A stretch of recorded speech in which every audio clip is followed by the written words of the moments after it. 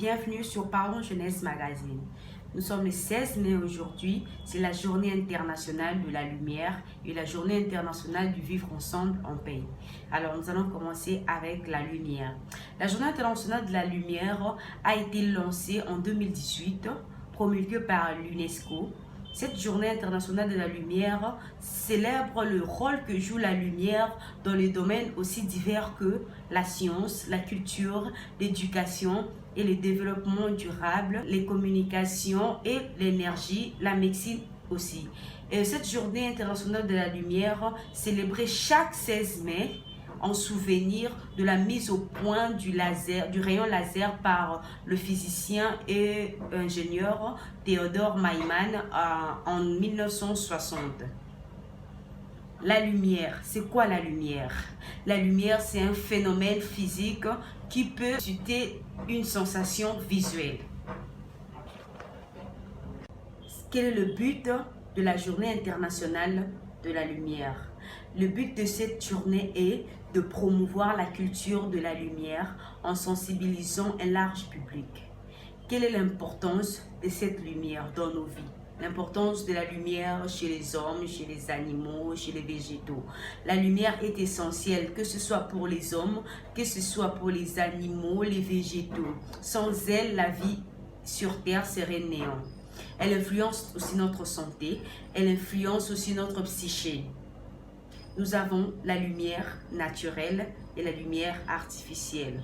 La lumière naturelle, nous avons la lune, le soleil, les étoiles.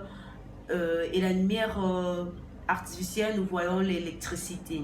Alors, la lumière est vraiment importante dans nos vies. Elle nous permet de voir là où il y a le noir. Elle nous permet d'aérer nos maisons. Elle nous permet de bien visionner les choses, même là où on ne peut pas voir parce qu'il y a le noir. J'ose croire que la lumière, c'est une bonne chose que tout le monde aimerait avoir. Car personne n'aimerait rester dans le noir sans rien voir. Donc la lumière nous accompagne partout, elle nous accompagne dans tout ce que nous faisons. Car même dans la Bible, Dieu l'a dit, que la lumière soit et la lumière fut. Alors, la lumière c'est une bonne chose. Et je vous rappelle que même quand vous voulez construire vos maisons, il faut toujours prévoir l'entrée, donner l'accès à la lumière naturelle. Parce qu'on ne peut pas construire une maison sans laisser de l'accès de la lumière. Ça serait un peu frustré, ça serait stressant. Voilà, c'est un peu ça. C'est ce que je voulais vous dire à propos de la lumière. Quand on dit toujours gagner la lumière, c'est améliorer son confort. Alors, notre deuxième point aujourd'hui, nous allons parler, je vous ai parlé aussi de la journée internationale du vivre ensemble en paix. Alors, cette journée internationale du vivre ensemble en paix, elle est aussi célébrée chaque 16 mai. La journée internationale du vivre ensemble en paix est consacrée au vivre ensemble, c'est-à-dire accepter les différences, être à l'écoute des autres, savoir se supporter, faire preuve d'estime, de respect et de reconnaissance envers autrui et vivre dans un esprit de paix et d'harmonie avec notre entourage. Alors, comment vivre ensemble en paix? Je vais vous donner quelques astuces qui vont vous aider à vivre ensemble en paix avec votre entourage. Nous devons cultiver l'esprit de dialogue entre nous et nos proches. Toujours dialoguer. C'est en dialoguant que nous allons comprendre ce que l'autre n'aime pas et ce que l'autre aime, pour ne pas se léser. Avoir de la compréhension, avoir de la tolérance, être un peu tolérant, donc ne pas être trop dur avec les autres, ne pas être trop ferme, avoir un peu de la tolérance. Ça va aussi nous aider à vivre ensemble en paix avec notre entourage. Avoir l'esprit d'écoute, je l'ai dit aussi, toujours écouter. Il ne faut pas refuser d'écouter. Quand quelqu'un a un truc à parler, il faut toujours donner l'espace, lui donner de l'espace, lui donner l'oreille, écouter, comprendre ce qu'il veut dire et pourquoi il dit ça. Savoir se supporter.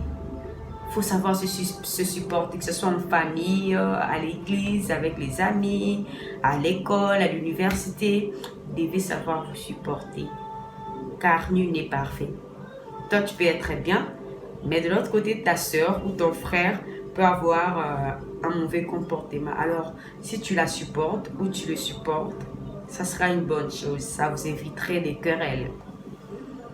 Ça va nous aider à vivre ensemble en paix avec nos familles, partout nous œuvrons, partout nous fréquentons. Ça va nous aider à vivre en harmonie avec notre entourage.